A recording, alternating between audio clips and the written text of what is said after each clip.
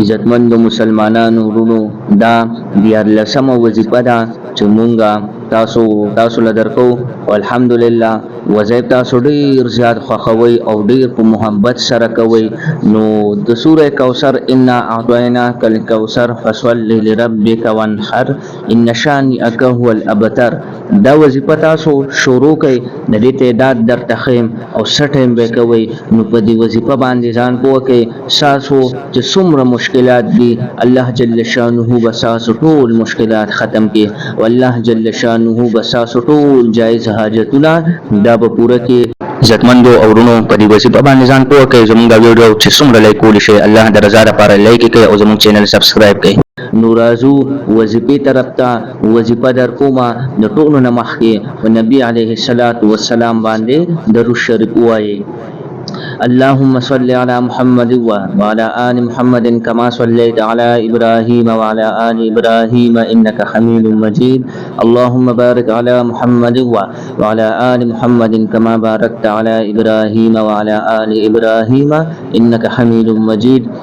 عزتمندو ورونو دا وظیفه نور خپل ورونو بیگانو سره شیر کې چې دغه هم پیدا وشي الله جل شانه به تاسو ته اجر درکړي او زموږ به هم ثواب وشي. زموږ چینل چې سبسکرایب کړئ د ویډیو چې څومره لایک کولی شي لایک کړئ. ساسو د لایک د وجبه دا نور مسلمانانو ته په مخ باندې لاړ شي نو ساسو به ډیره پیدا وشي الله جل شانه به تاسو ته اجر درکړي. وظیفه انا اعطیناک الکوثر دا به مونږ سټیم کو د سحر د موز نه پس یا د ماسختن د موز نه پس کوي. التحیات باندې به جکی نه رومبه بتاسو د موز درود شریف وایي یو پیرا بیا بتاسو انا اعطیناک الکوثر فصل لربک وانحر ان شانئک هو الابتر دا بتاسو 21 پیره وایي 21 پیره. عزتمند ورونو 21 پیره چې تاسو دا وظیفه وکړه په اخره کې بیا به تاسو د موز درود شریف یو پیره وایي دې سر به تاسو وظیفه پوره شي. او اوس به تاسو وایي چې دا وظیفه دا به مونږ څومره وخت کوو.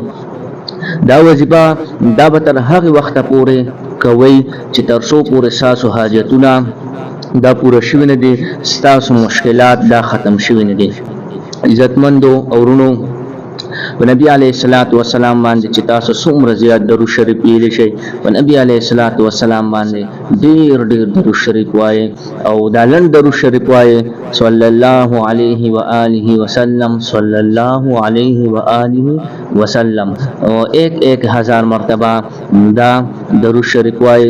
ډیر غټي پیدا دي عزتمند ورونو او بلدا چې تاسو مشکلات به سره هم حل کیږي او الله جل شانه تاسو جایز حاجتونه به سره پوره کوي. عزتمند ورونو او په دې چینل کې به تاسو ته نور وظایف دا به ملاويږي.